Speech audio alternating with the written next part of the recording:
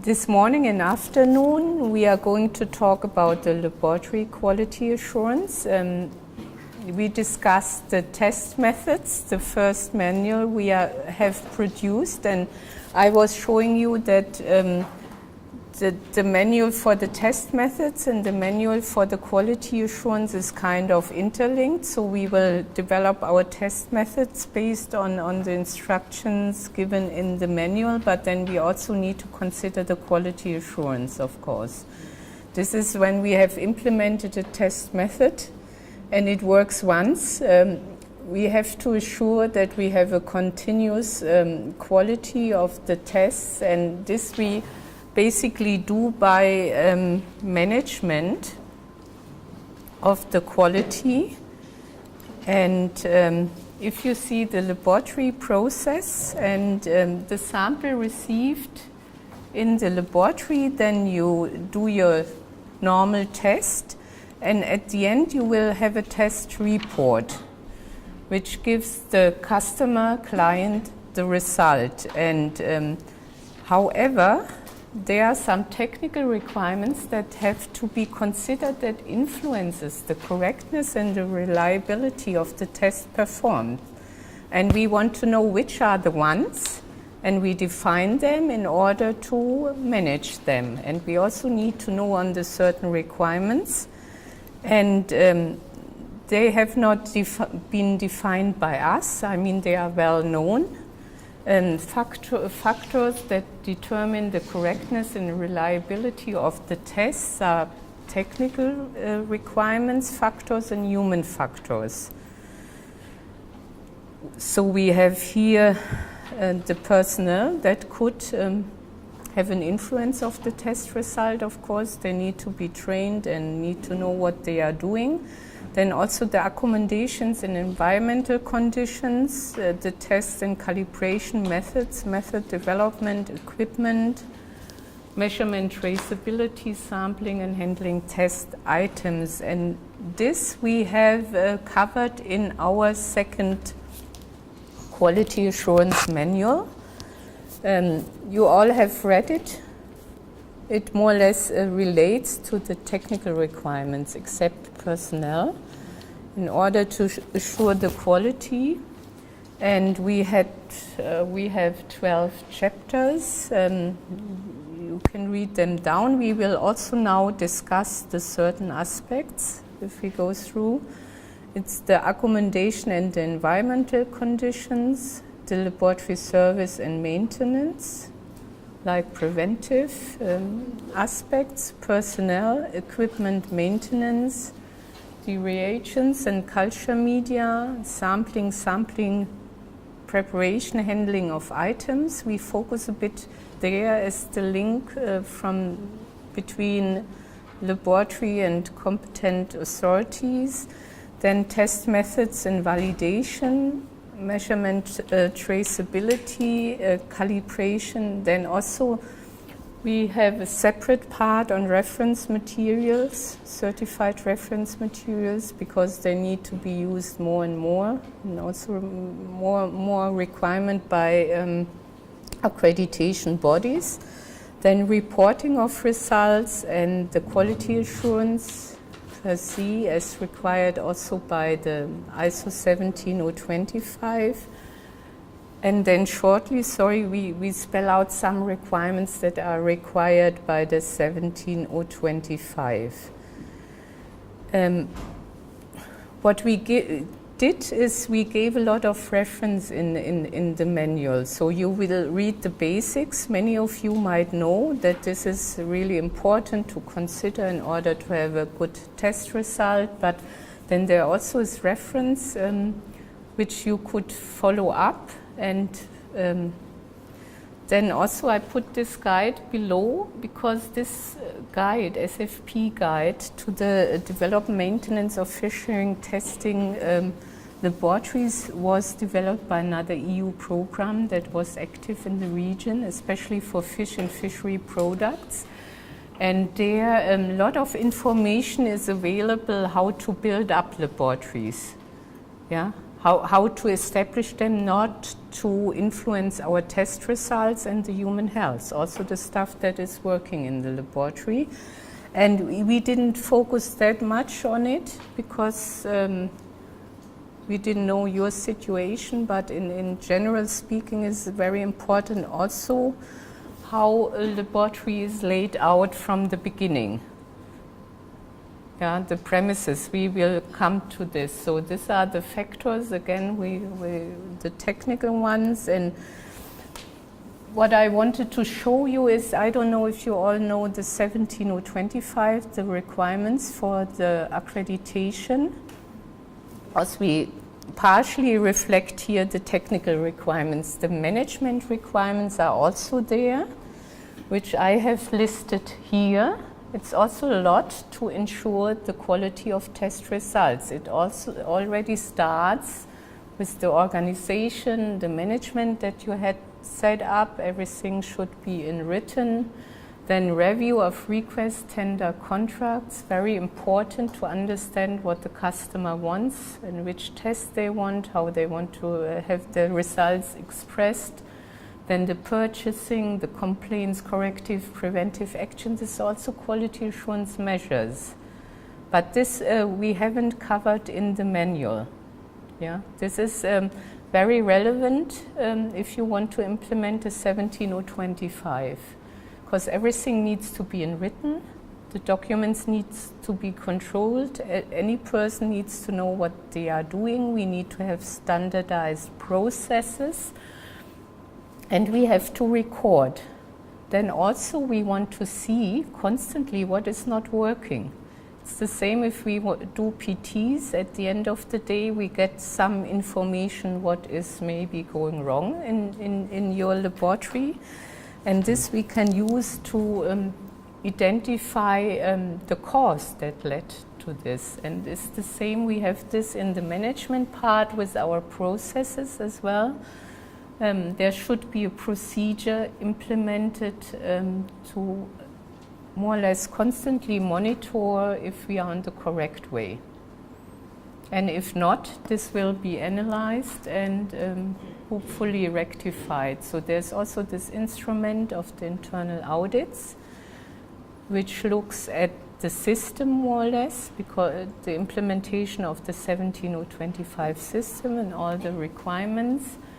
And then at the end of the management part, it's not the end, but we have also management review where the top management is involved to understand what's going on at the laboratory level, and hopefully to improve the situation, understand also the needs. Maybe there will be equipment needs or testing needs. This is the way to discuss it, and service to the clients or customers, very important.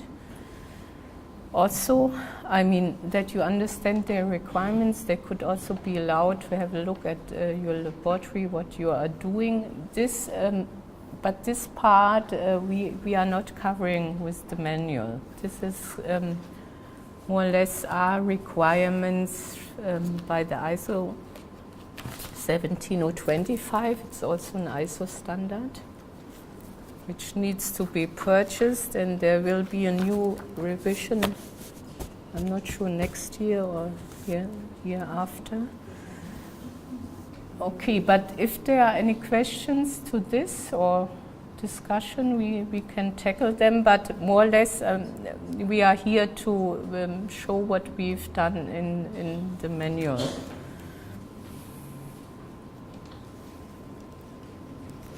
So now coming to our first part, the accommodation in environmental conditions.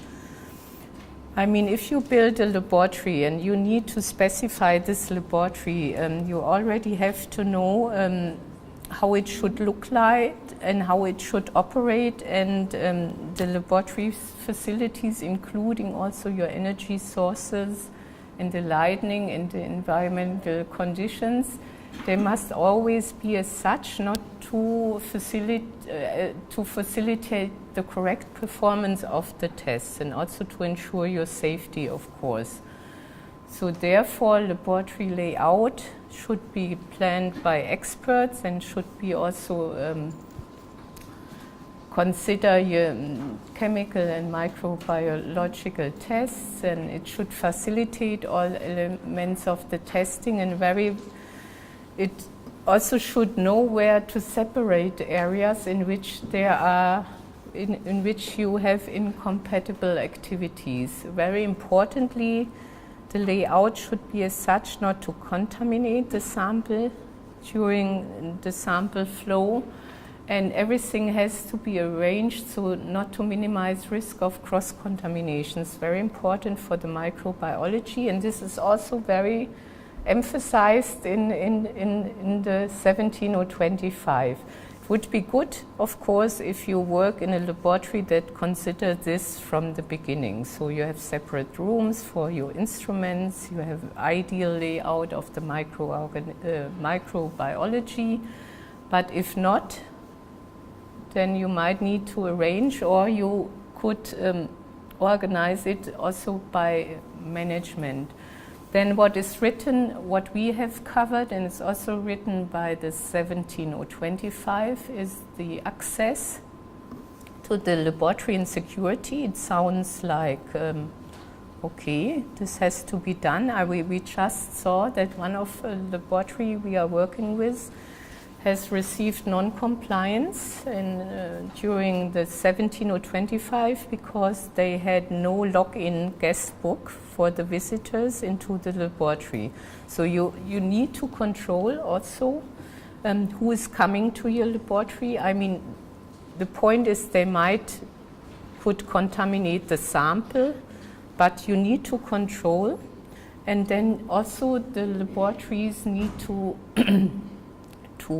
best would be to be closed, and you have a controlled entry in the different kind of laboratory sections.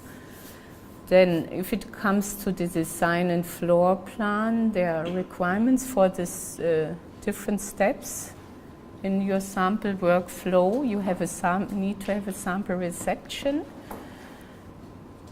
that has a bit special requirements, because there the sample has to be entered and has to be coded and then divided into the different sections.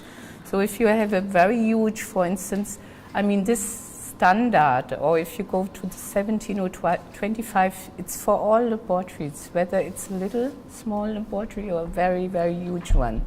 So sample reception is always a central point. So you need to have a special place where the samples are received, where they are coded and then distributed. Also, you need to have a certain storage facility there close by. It could be the same room or in the floor to store your samples, and the staff in the sample reception has to know how storage conditions are nowadays. Very laboratories have this LIMS system. I don't know if you heard about this, laboratory information management systems, where you can have online system where you can have with the barcode, you enter the sample and then the information goes electronically to the different laboratories, and then know already what they need to test for the day, and then also the results are coming back via this system to the sample reception that are often signing the reports. And we need also special requirements for balance rooms. I don't know now about your situation. I mean, if it's an analytical balance, the balance shouldn't be influenced by the environmental conditions. So we have balance rooms where we have a stable table, and and to keep the accuracy should also be air conditioned in ideal cases, but not blowing on the instruments. So I see it in many laboratories, but I also see balances on the workbench, depends on the range. And then if this is the case, you have to ensure that the balance stays there, please not move it all the time, because this, yes? Yes, I have a question. Okay, we have balances, we have them stable, Yes, different yes. stuff, but the concern I have with balances inside the fume hood, because if we're dealing with chemicals where we have to, as I was telling you, the congener profile of the alcohols, Yeah. we have to measure out Volumes. Actually, yeah, get the actual weight. Yes. And some of these chemicals are very nasty. Yes. So therefore we have, I like to do it on the, so I move the balance and I put it under the fume hood. Yes, but exactly. I know with the fume hood how it operates with the flow and the moving and what's not, how do we compensate for that? Because That's a good question. I You're don't. not supposed to move a balance. I understand that, but I'm not supposed to kill myself either. Okay. I see also balance is moving. I mean, you have. I am one. Yeah. I say it's not supposed to, but for my health, of course, I move the balance. Okay, if it's the portable ones, depends also on the range. I recalibrate it. Yeah, and if you have the weights, if you have a set of yes, we have the weights and we keep log and what's not. But but my concern is because of the health and safety issue, because these chemicals are very nasty and they're very strong. Because I have asthma, I have a lot of allergies. Yes, and exactly. It affects me differently from how it affects the others. It can really be nasty for me. So I move the balance. Yeah. I recalibrate and I take it back and I recalibrate again. But I know when you're in the fume hoods, because of the velocity and the moving and the what's not, is there something? I think there is something for this purpose that you can, I don't know if you have it in your laboratories, but this gives a kind of safety coverage. But the floor plan needs to consider, I mean, this is now for chemical and microbiological laboratories, we have kind of different requirements, we will see. But sample preparation for the chemistry is separate, from the analysis. And for the microbiology as well, but it could be nicely equipped sample preparation with all equipment you would need for doing the sample preparation, like for the extraction, for the homogenization. And then we need separate test rooms, and this has to be, normally if you would plan your laboratory from the beginning, and you would need to know that you do so many different kind of analysis with AAS, GC or HPLC. You would calculate in extra rooms for all these equipments, which we once in a while don't have in reality. And what you need to have is an extra room or separate area for decontamination for the microbiology. And offices, of course, attached. And always I put this here down. This is ISO 17025 requirement. We need to monitor, control, and record the environmental conditions. Now for the chemistry, we discussed when we were discussing about heavy metals analysis. Here important is more or less to avoid cross-contamination between the sample and an environment. It's very important for trace element analysis. And also this is maybe what you discussed, always if you go into best practices, where they try to analyze what's good, how to work in order to avoid contamination, you always need to have certain areas only for the concentration solution. And if you work on the equipment, you should use the diluted solution. And you don't dilute or handle the concentrated solution at the equipment, because this could be a cause for contamination. And especially interesting if you work, for instance, in pesticides and you check the formulation, which has a high amount of pesticides in it, and then the residues. This should be separate activities and laboratory facilities. We see often that it's also together. I mean, and this also should be considered, that you would need to have two different spaces for this, and then also with the spillage of your standards or solutions, you have to be extra careful. And also the ISO says you have to have a recording system for this. that you could trace back, you know, in something if your results wouldn't be favorable, that you also could trace back. And you should have separate washing places for glassware. I don't know if you have washing machines or if this has been done manual. All manual? No one has a washing machine? Oh, you here, Suriname. So this is very nice. I think it's very nice to have a, yeah, washing. It's quicker, environmental friendly, they say. That should be. So in general, always here also you have to watch the good housekeeping, tidiness, and we come to this later. We also don't store everything in your laboratory. You know, like all books, like everything, so this all could cover dust. And then separate rooms we discussed always, if possible. I see often rooms where you have many equipments together, if you don't have a lot of space.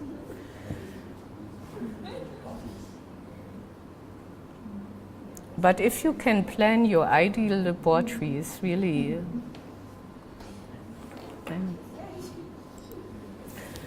so for the microbiology, it's very important to prevent the risk of the cross-contamination. And this has to do with the layout of the laboratory, because you don't see the microbes, I mean, where they are, what they are doing.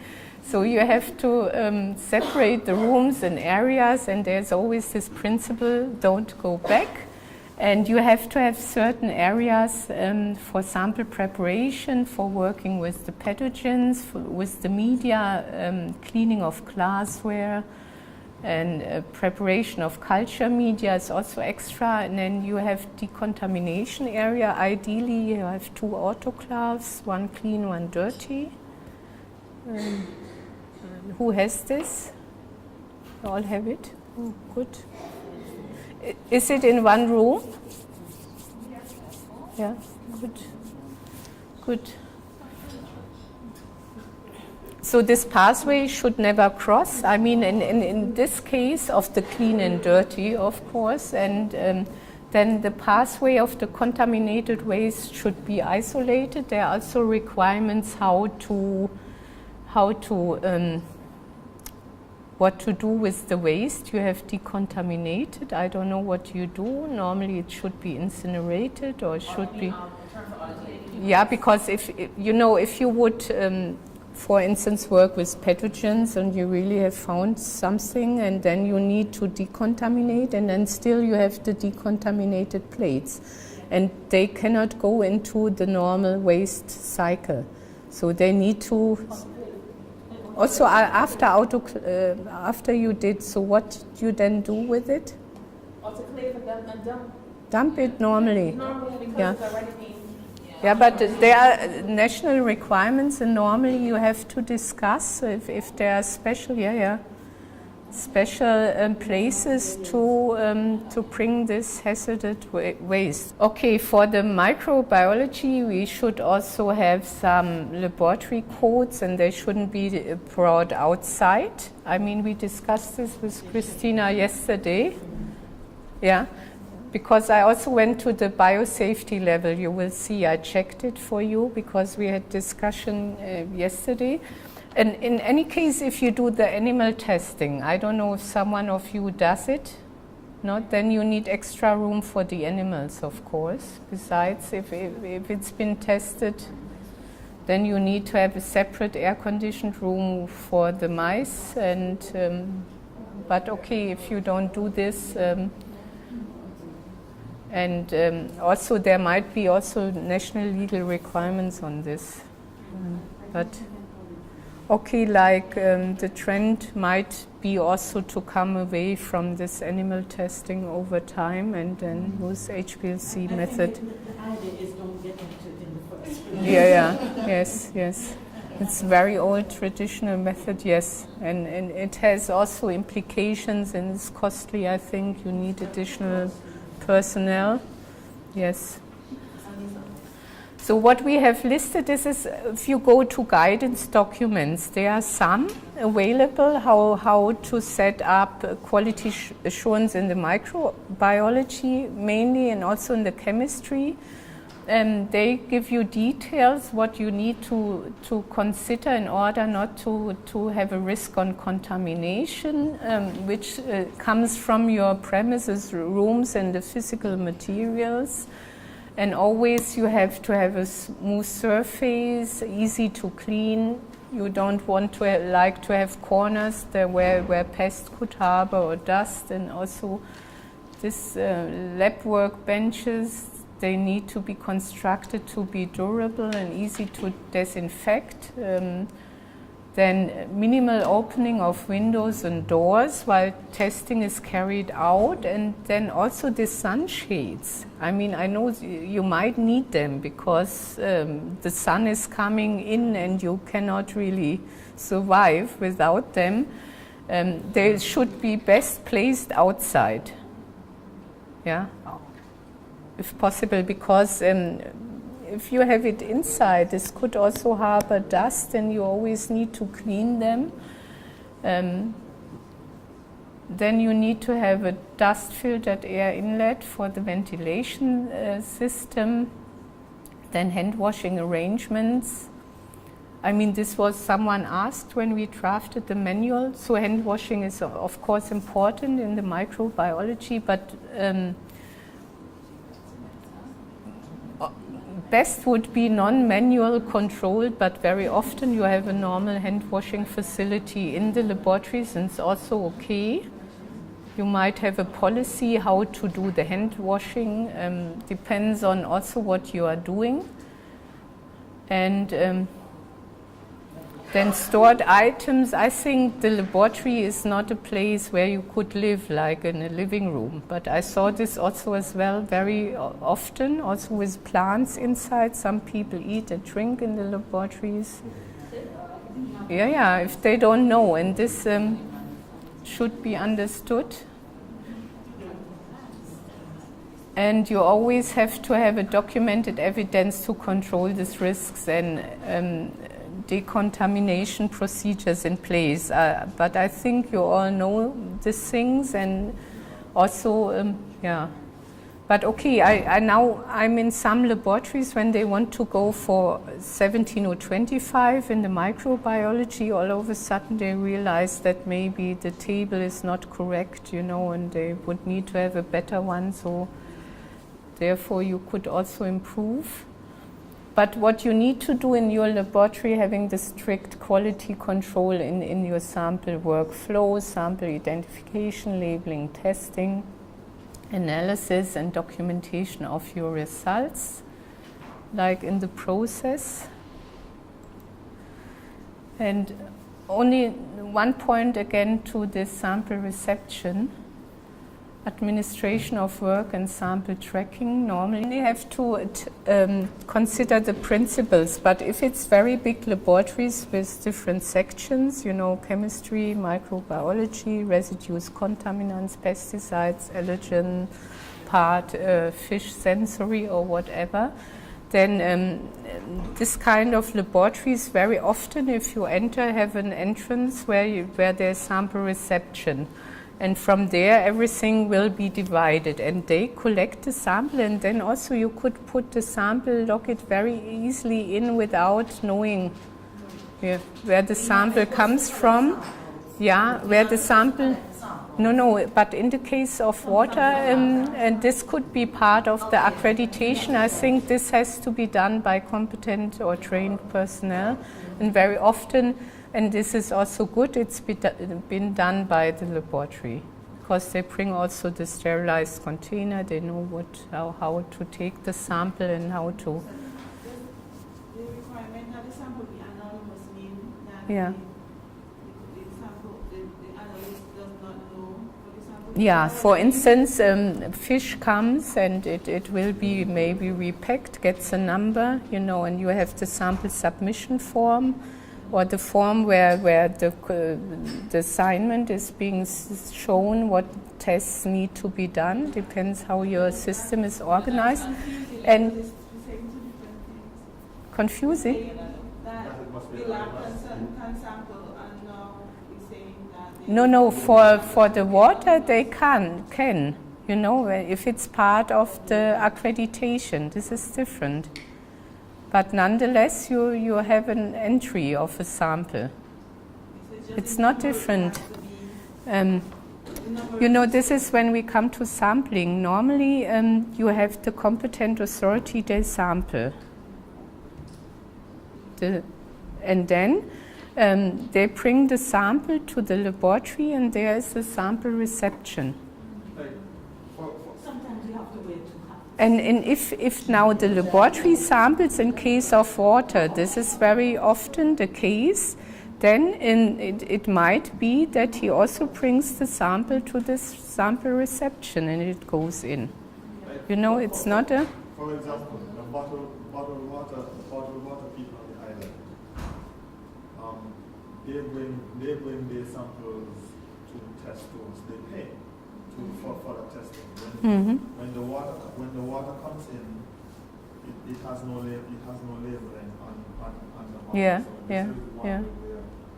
I mean, you can try to say that it is anonymous, but you know the Yeah. You know the design of the bottle. Yeah.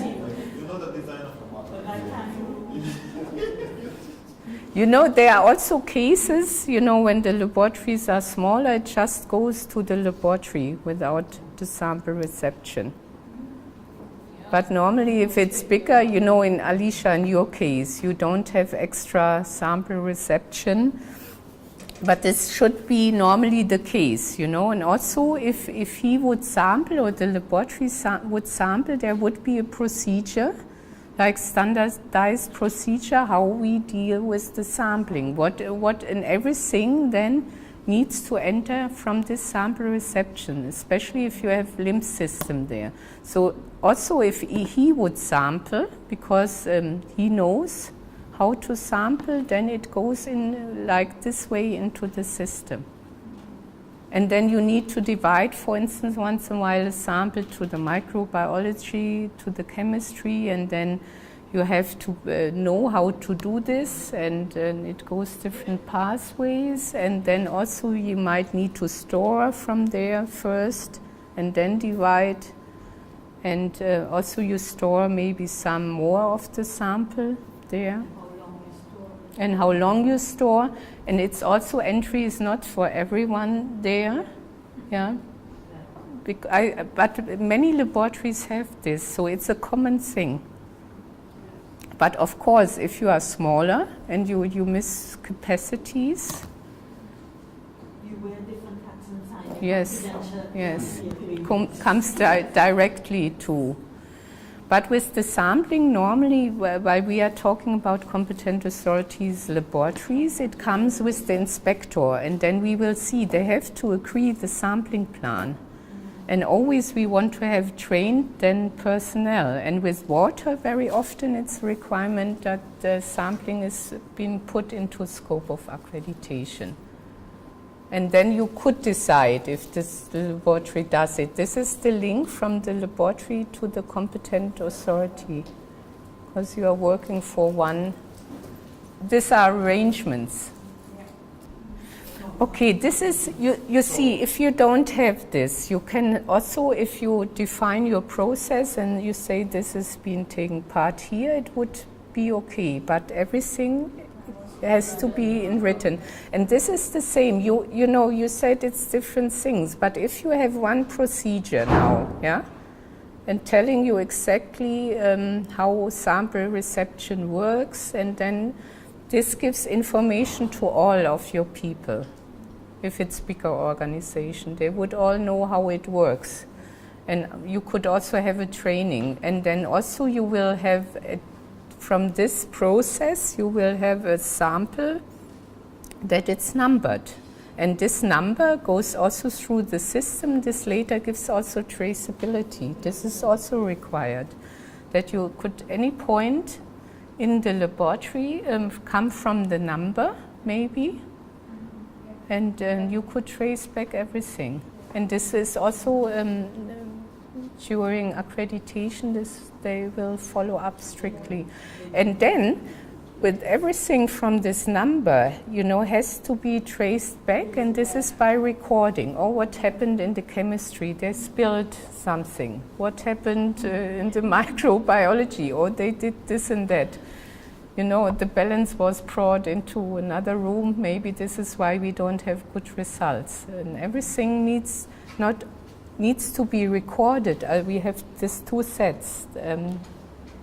Documentation, instructions, what to do.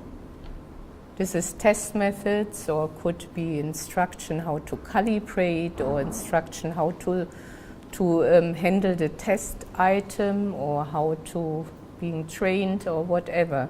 And then you have this process of recording, what you do.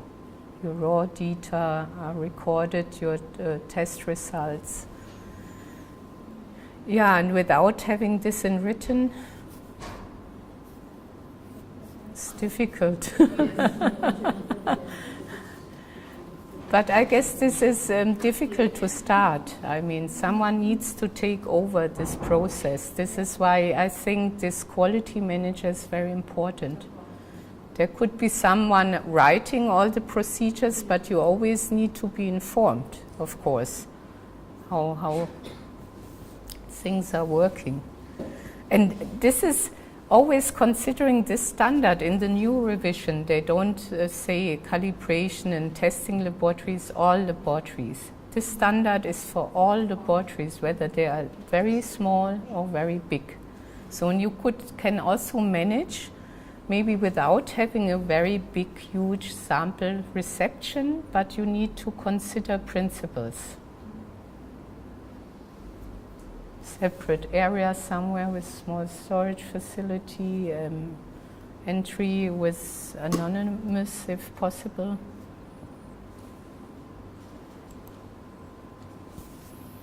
Now coming to the next point, laboratory service and maintenance and inspection. Are the key services of power, water, drainage, the cupboards, the air circulation, basic operation of cleaning, and you have to have also procedures in place. I mean, this system could crumble down, they could have some problems. So we need to take care that they are working, and we have to report also what's happening with this kind of services. And the requirements are mainly, for the instruments on the power, water, and drainage. I see this very often with the high sophisticated instruments. If they have no stabilizer, they won't work. We see this really very, very often. It takes for them a very long time to come to a stable measurement. So you need to consider all these requirements if you purchase instruments. That you need to have a stable power supply, backup system, UPS system, generator, because normally, if someone is waiting for test result, would be the case, consignment is somewhere waiting and they wait for test result and you say, oops, power cut, might be half a day, then what to do? And therefore for laboratories working in this field, they need to have a generator in place. Yeah.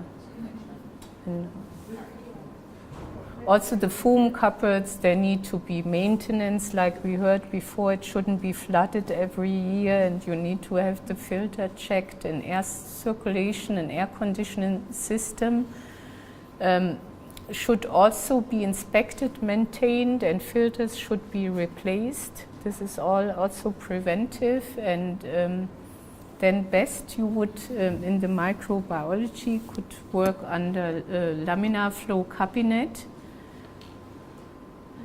But also I checked this with the biosafety level. You could also work without laminar flow cabinet, depends on what you are doing.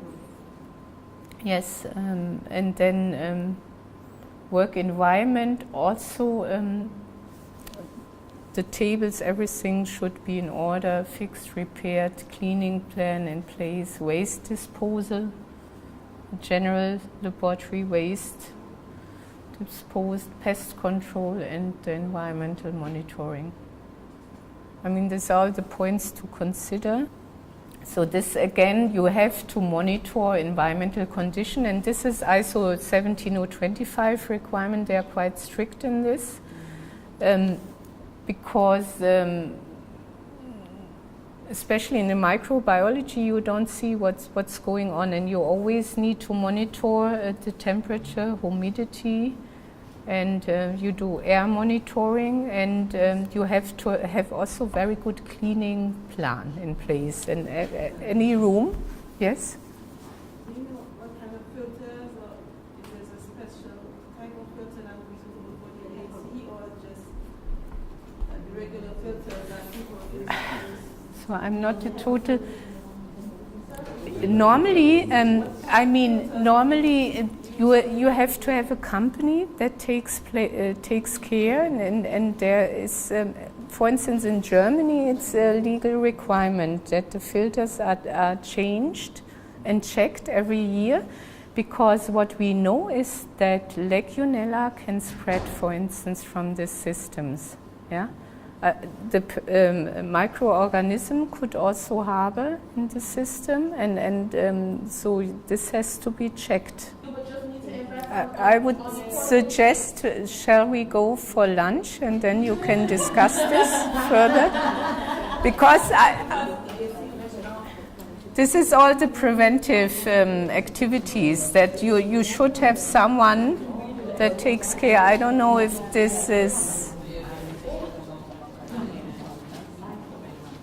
So I think we do a lunch break and then we continue after lunch.